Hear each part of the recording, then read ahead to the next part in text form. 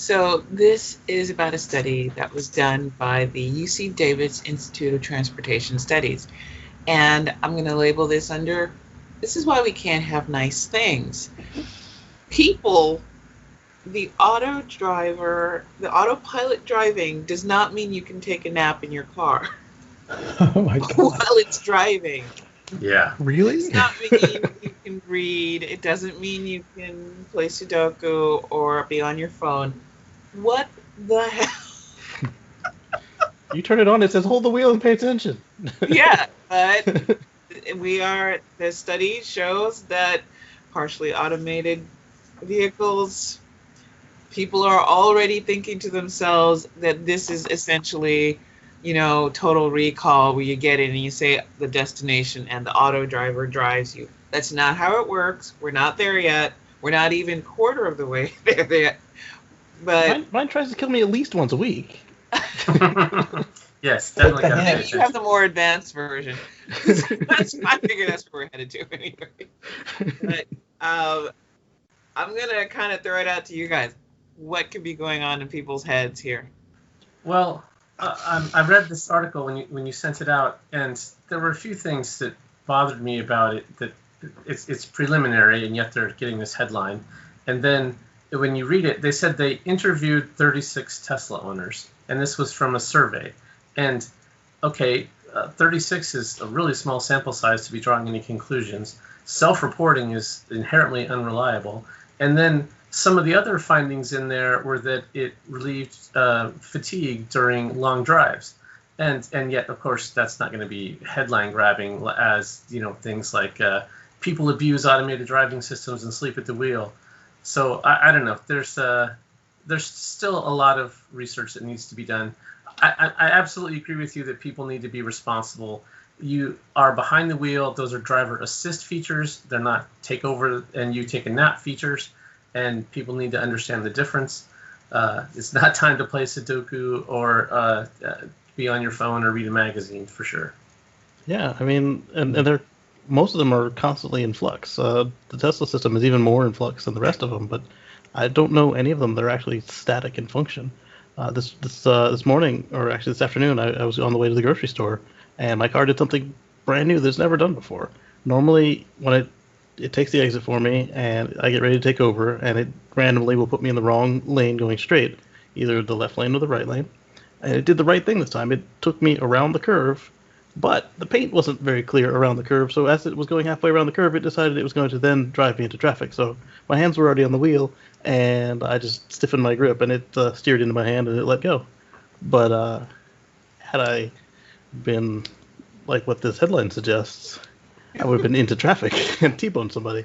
Is it just simply that the public is stupid? Yes. Like is it just that simple that someone gets in a car and says, "Oh, it steered for me today. It must be all-knowing, and I can now go to sleep."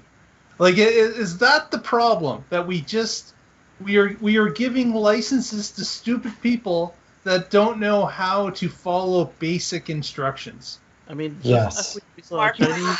America, have you seen the guns we allow stupid people to have? This is true. This is true.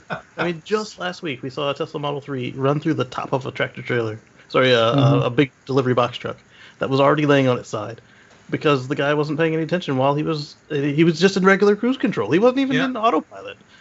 I mean, come on, guys. See, I don't even trust cruise control. I have it, and every time I give in to the urge to test it, no, I don't think so. I used to hate cruise control. I do like adaptive cruise control on any manufacturer because it gets rid of that weird surging and where the car wants to run up the person in front of you. Because even if they're on cruise control, for some reason they just start slowing down and speeding up and slowing down and speeding up. But you still gotta watch it. I mean, there's nothing about this that says Jesus take the wheel.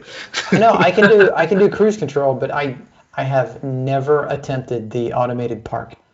I literally that's my sticking point. But I mean, geez, I'm trying to figure out whether I want to do Patrick's point or Mark's point. But to Mark's point, I'll do Mark's point first. We really do have stupid people, but that makes me wonder whether we need to, or the manufacturers need to somehow come at the realization that their their pain point needs to be the stupidest person behind the wheel. Tony, you can't fix stupid. Yeah, they'll make a You better just video. can't do it. And if your minimum point is the stupidest person that owns your product, guess what? You got to stop selling your product altogether. Yeah. It's not going to work. How many times have we seen before any automation was out there, you'd be on the freeway and you look over to your right and there's some idiot steering the car with his knees because he's feeding his face. Or reading the paper. Some lady is applying shaving, mascara using the makeup. mirror above the car as they're driving in traffic. Yeah. These are just common occurrences on everyday freeways. Having autopilot or whatever you want to call it or any other aid is not going to fix the stupid that surrounds us all. And I don't know what more that the manufacturers can do. I mean, all but one of them has given their product a name that tells even stupid people this thing is an assist. I mean, if you knew the definition of autopilot, you would also know that's an assist as well. But they all make sure you're they either have a camera watching you, making sure that you're not, like Mercedes is making sure you're not sleepy. GM is watching your eyes. Tesla and a lot of others are making sure that you're touching the wheel physically. I don't know what more they could do. They've done, and I mean, it's past multiple layers of lawyers. I mean, the auto industry has some of the best players out there. Russell. Okay, Yeah. Russell's hand is up. Yeah. go on, Russell. He's bursting.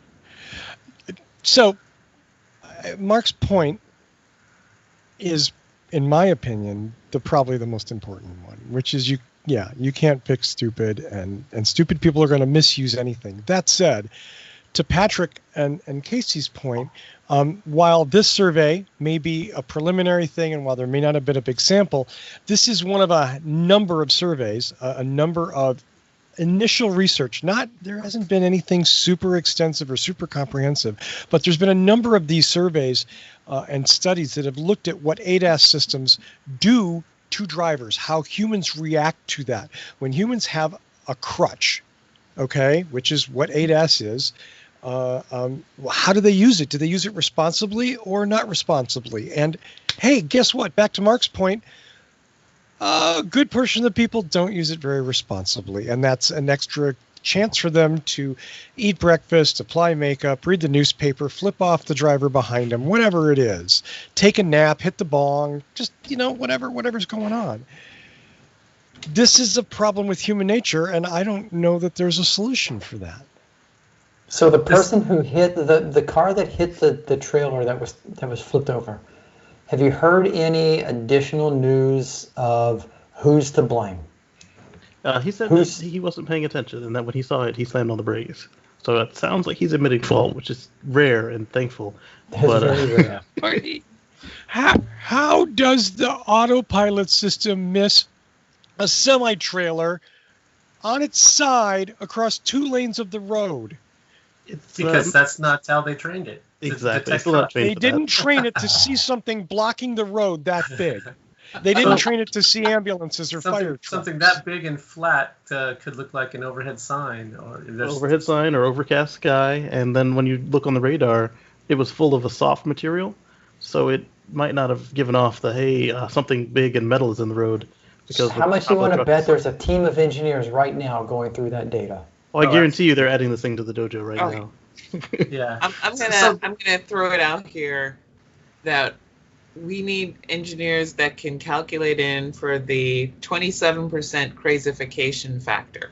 And that's what I like about almost all of these things having a connection to the internet, because they can be fixed as these things are discovered. Yeah, but because somebody's got to discover it first. Yeah, 27% of an entire subsample is going to do something so stupid or crazy that we need to calculate that in.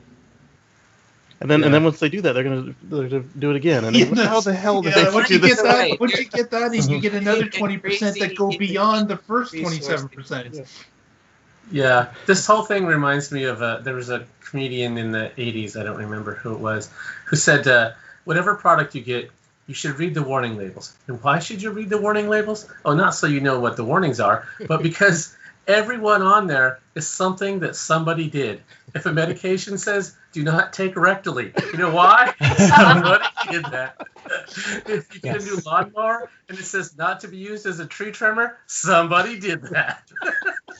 Yes. How many times? I mean, we've said it before. Like 90% of the laws are written for 10% of the population. Yeah. Hmm. Like you really need to not have, okay, I guess we do. Got to do that. I guess that needs to be spelled out.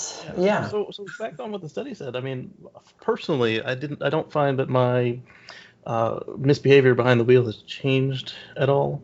I mainly because, like I said, the thing tries to kill me once a week. I have to be watching it to make sure what new it's going to try now. But I still have one hand on the sandwich, the other hand on the wheel. I may change the radio. You're the guy with the knees on the wheel. No, I always have had one hand on the wheel, the other hand on the food. He's doing I'm the that. one with the no. Actually, I'm the one with the knees on the wheel. I've mastered knee driving. The And funny in thing for me, conclusion, my technique of paranoid driving is probably what you need to follow. Yes, Yes. there you go. There you go. be paranoid. I actually find using this stuff engages me more because I'm more interested in the technology and what it's going to do. So I'm paying attention just to see what the car's going to do. Yeah. Versus if I were driving, I would just be bored. So I engage that, and it engages my interest. So I find I'm more attentive, but that's anecdotal. So How many times have you gotten someplace and been like, well, how did I get here? Like, what? I didn't see that new restaurant down the street. And with this system activated, I am just like Patrick. I am able to scan and search, and you just notice so much more stuff. And it's pretty cool. Yeah, I don't even want to fully admit the number of times that I in college would stay up all night and then drive long drives and literally sleep past my exit. Wow. Not even going to admit that. Not zoning out, sleeping. Wow. Yes, indeed. No, yeah, literally waking up down the road. Yeah. that was not with autopilot. Yeah, No, exactly. no, Well, that there was was in a an 1973 internal Ford autopilot. LTD. That was Tony Pilot. Yeah, that was that was God take the wheel moment. Yeah, it happened more than once. Okay. That brings up another point. I do wish that these things would automatically turn on whenever they saw that the driver was doing something just completely stupid. Like, this person is probably incapacitated. Let me at least keep it in the lanes, turn on the flashers, and summon 911. I'm always surprised there's no Don't alarm. mark on me. Like, Well, not to narc on you, but just to get you some help. I mean, like, no, but just- like an alarm should go off to wake you up. Something. yeah. Like, rah! like the airplanes, like terrain. Right.